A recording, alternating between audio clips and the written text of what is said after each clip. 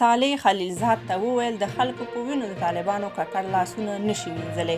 دا او دې ته ورته مهمې خبرې درته په نننۍ ویډیو کې لرو.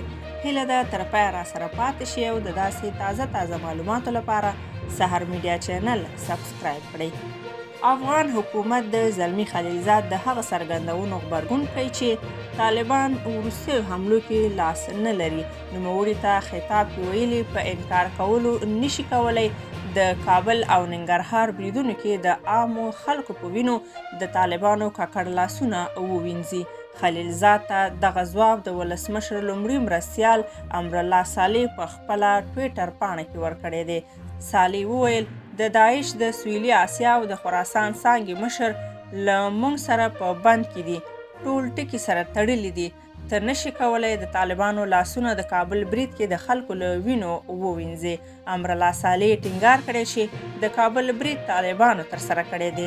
زلمي خلیلزاد تازه ویلي چې د امریکا د څېړنو پر اساس د کابل او ننګرهار وروستي بریدونه طالبانو نه بلکې داعش ډلې کړي دي.